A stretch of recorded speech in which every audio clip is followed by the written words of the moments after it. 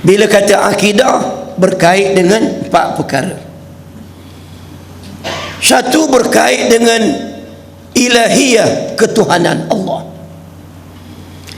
Yang kedua, berkait dengan nubuwah, berkait dengan soal kenabian, kerasulan. Yang ketiga, berkait dengan yang disebut sebagai as-sam'iyat, al-ghaibiyat, benda yang kita dengar dengan telinga, tak nampak, dengar dari Nabi, ataupun ghaibiyat, benda ghaib. Dan yang keempatnya dia panggil mumkinat, benda-benda kemungkinan yang berlaku, yang bercakap soal alam manusia ini. Ada 4 dalam bab tauhid. Detail atau tanya ustaz lain. Akidah. Syariat ustaz, ibadah. Munakahah, ibadat tu sembahyang, puasa, zakat, haji, dia panggil ibadah khususiyah. Munakahat, bab perkahwinan. Di sana ada muamalah, muamalah dalam bentuk ekonomi, muamalah dalam bentuk siasah, politik. Kita dah mula masuk tajuk sikit. Kemudian ada jinayah, Melayu kata jenayah, berkait dengan agama, berkait dengan nyawa, berkait dengan harta, berkait dengan keturunan maruah, dan akhir sekali berkait dengan akal. Kalau akal, tuan-tuan tengok tadi, berkait dengan arak tadi. Kalau maruah, masih lagi berkait dengan syaitan. Sebab kerja syaitan lah yang menjadikan manusia itu berzina dan sebagainya. Berkait dengan harta, syaitan menyertai dalam harta benda kita, syaitan menyertai dalam keturunan zuriat kita. Sebab itu masa anu-anu tu kan, jangan lupa baca tu. Apa ustaz? Lupa pula dah aku. Apa orang muda tak kahwin lagi ni, ada syaitan. Lama aku tak baca pun. Allahumma jannibna syaitan wa jannibis syaitan. Tuan-tuan ni tak pernah belajar ke doa tu? Ini aku rasa masalah besar. Muslimat tak rasa. Ini dia perlu pada nakhoda baca ni. Kita bincang kemudian. Bab mana? Bab kahwin pula nanti. Kemudian lupa panjang cerita. Saudara, bila kita sebut Islam, ada akidah, ada syariat, ada bab ibadatnya, sembahyang, puasa, zakat, haji, ada bab munakahat, soal perkahwinan, ada bab yang berkait dengan muamalat, ada yang berkait dengan jenayah. Yang muamalat ini apa dia? Ekonomi. Ini muamalat dalam bab jual beli, hutang piutang, sewa menyewa, saham tak saham, duduk sini. Siasah, inilah yang disebut apa dia? Perkara yang berkait dengan soal politik. Contoh manusia di sini nanti tuan-tuan tengok ialah Khalifah Umar bin Abdul Aziz. Tajuk ni saya bentang untuk Petronas. Khalifah Umar bin Abdul Aziz. Khalifah Umar ni tuan-tuan memang orang politik. Orang politik, pernah jadi gubernur di Madinah. Kemudiannya dicadangkan oleh sepupunya untuk dia, oleh Khalifah Sulaiman, supaya mengganti. Sulaiman tak minta anak dia.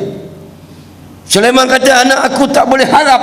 Habis aku nak sepupu aku yang sekarang menjadi gubernur, menteri besar Madinah. Siapa Umar Abdul Aziz ini tuan-tuan? Cicit kepada Sayyidina Umar Al-Khattab. Saya sangat tertarik satu ucapan dia.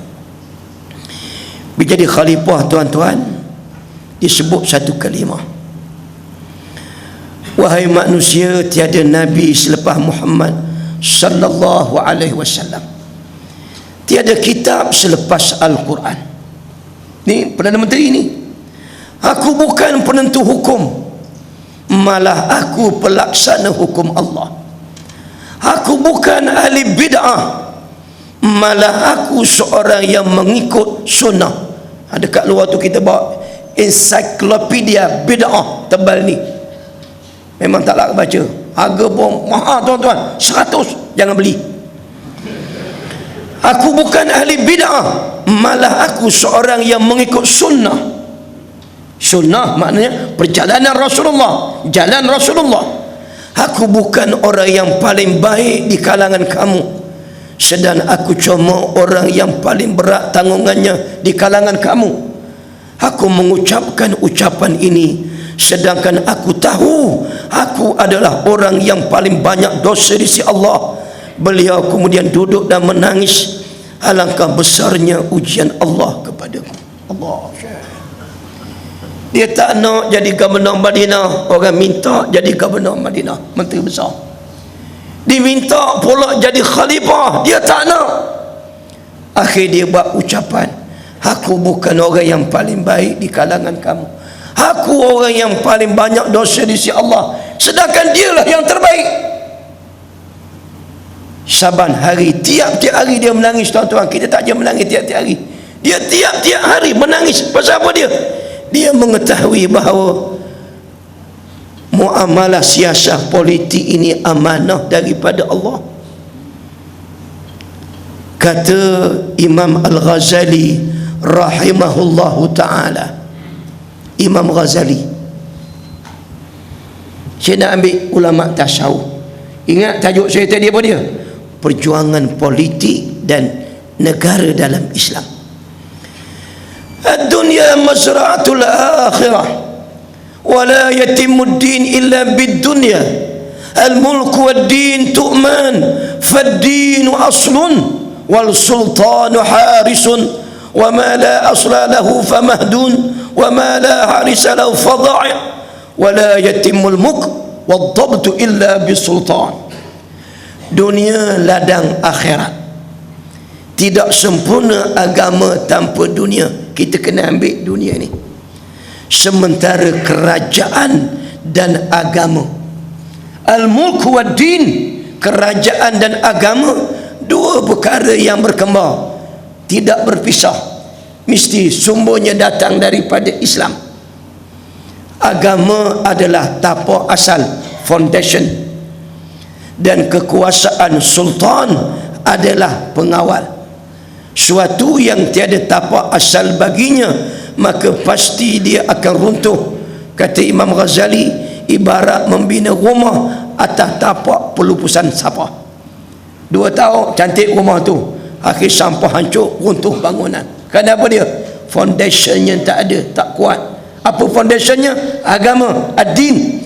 Suatu yang tiada pengawal, pasti ia hilang sia-sia, malah tidak sempurna kerajaan, kekuasaan dan keadilan kecuali dengan kekuasaan. Makna apa dia? Imam Al-Ghazali yang disebut Hujjatul Islam, yang disebut sebagai tokoh ulama tasawuf, dia bercakap soal politik, bercakap soal mulk, soal kerajaan, kekuasaan, bercakap soal agama. Betul lah apa yang dinyatakan oleh Profesor Dr. Yusuf Qaradawi, bukan Yusuf Mong. Tahu Yusuf Mong? Ni lah orang Kuantan ni. Tengok apa kata Yusuf Qaradawi. Ijma' umat yang kukuh, yang diyakini sepanjang sejarah bahawa Islam adalah akidah dan syariah. Al-Islamu aqidatun wa syariah. Islam itu akidah dan syariat. Al-Islam huwa din wa daulah. Islam itu agama, cara hidup dan negara. Islam itu ibadah dan qiyadah, kepimpinan. Ibadah dalam sembahyang, qiyadah luar sembahyang, salat dan juga jihad. Salat kita tunduk patuh kepada Allah, menangis. Tapi Islam juga jihad, mengangkat senjata menentang musuh yang lawan Islam, yang sekat dakwah. Saudara, maka betul lah apa yang kita sebut tadi, al-Islamu aqidatun wa syariah. Islam itu ada akidah dan syariah.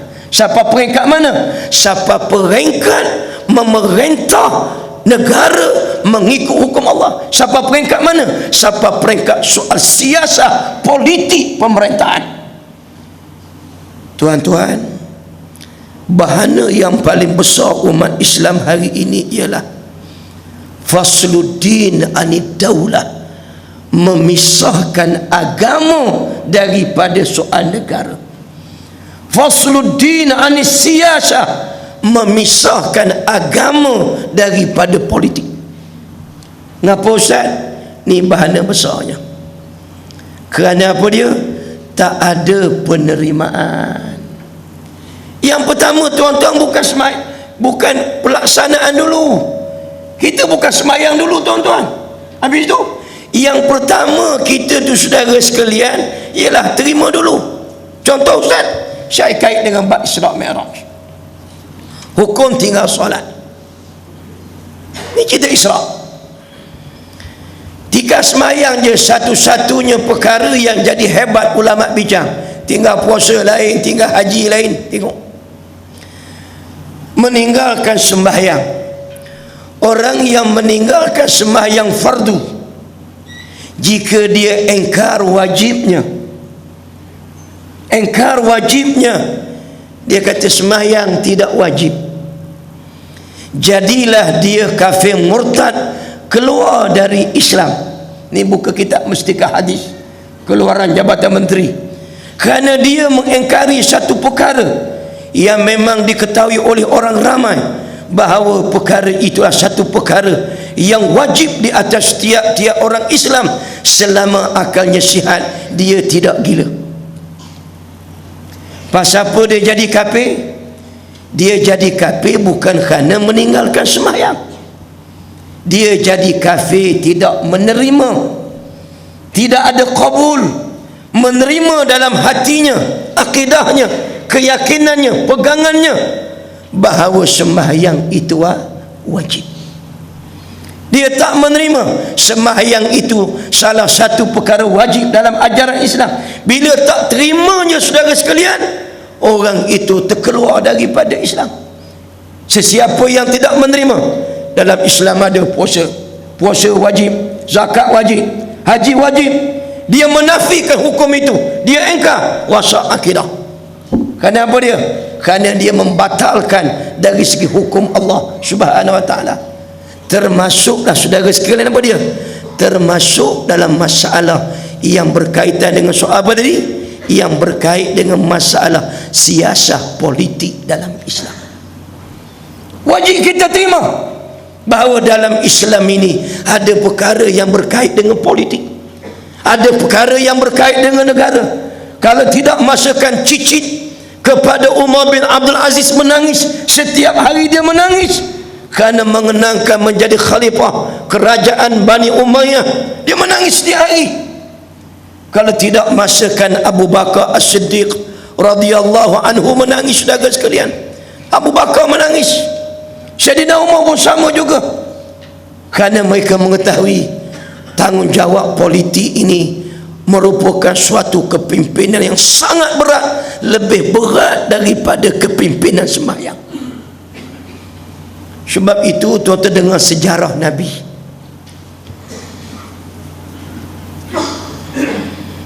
Saya baca hadis supaya nampak hadis ni. Ni hadis sahih riwayat Al-Bukhari. كانت بنو إسرائيل تسوسهم الأنبياء كلما هلك نبي خلفه نبي وإنه لا نبي بعدي وسيكون خلفاء فيكسرون قالوا فما تأمرنا قال فوا ببيعة الأول فالأول أعطوهم حقهم فإن الله سائلهم عما استرعاهم. Hadis Sahihul Bukhari dalam kitab dia. Kaum Banu Israel di zaman dahulu, zaman Firaun dulu, zaman Nabi Musa, yang menjadi pemimpin siasah politik mereka ialah para nabi. Setiap nabi yang diwafatkan diganti nabi selepasnya. sesungguhnya tidak ada lagi nabi selepasku, kata Nabi, namun akan ada para khulafa, para pengganti, khulafa yang mengganti tugasku, akan lahir jumlah yang ramai. Para sahabat bertanya, apakah perintah kepada kami? Sahabat SAW bersedia dengan berbaiat kepada yang paling dahulu, seterusnya yang berikut berikan kepada mereka hak yang wajib ditunaikan kepada pemimpin, maka sesungguhnya Allah akan menyoal mereka, pemimpin itu, daripada tugas yang diberikan kepada mereka. Saudara yang saya kasih sekalian, bila Nabi mati dah tak ada dah Rasul, yang tinggal apa dia? Wasayakunu khulafa. Kita pun panggil khulafa, khulafa ar-rasyidin. Siapa dia? Abu Bakarnya, Umarnya, Osmannya, Ali. Siapa mereka ni Ustaz? Sambung cerita Profesor Qaradawi tadi, bahawa Rasulullah adalah pemimpin pertama bagi daulah Islam, negara Islam, dan para pengganti. Apa makna pengganti tadi? Khalifah. Dan para pengganti baginda selepas itu juga mengikuti jalannya yang telah diterakai. Saudara, kita jangan buka jalan lain. Kalau kita nak masuk syurga Allah, tuan-tuan sekalian, jangan duk buka jalan lain. Dengar ayat saya. Kalau kita nak masuk syurga Allah, saudara sekalian, kita jangan buka jalan lain, jangan buat jalan yang lain. Kalau kita cipta jalan yang lain, saudara sekalian, kita tidak akan bertemu jalan untuk ke syurga Allah Subhanahu wa ta'ala. Sebagaimana yang kita lihat dalam peristiwa mana? Dalam peristiwa Isra dan Mi'raj Nabi kita Muhammad sallallahu alaihi wasallam. Saya balik pada Isra sebab saya janji nak kait dengan cerita Isra. Saudara,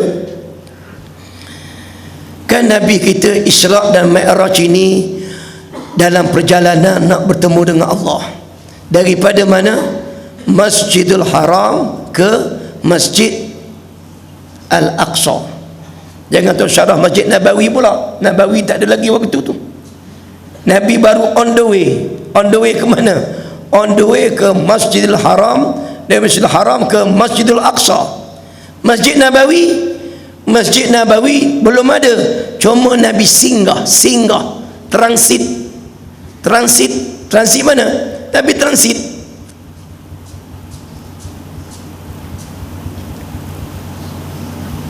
Nampak? Siapa tak nampak tidur? Nampak tak? Nampak? Saya ada 10 minit lagi. Tuan-tuan, apa sebab Nabi ni naik borak terbang? Saya pun tak nak tengok borak ni, jangan tanya. Naik borak terbang, landing, just landed.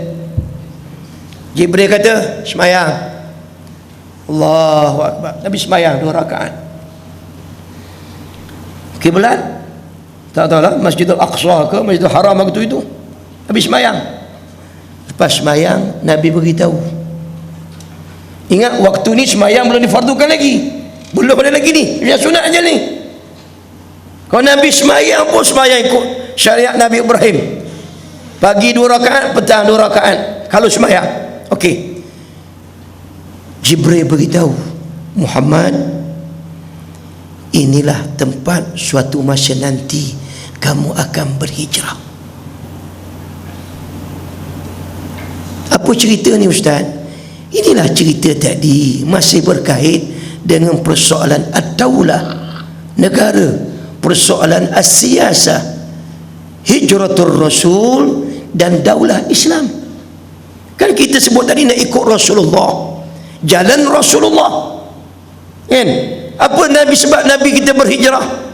Nabi kita berhijrah dari tempat Makkah ke Madinah ini tak ada tujuan lain. Apa sebab Nabi berhijrah? Nabi berhijrah itu ialah untuk dari Makkah ke Madinah demi menegakkan Islam, huwa din sebagai agama, ad-daulah sebagai negara.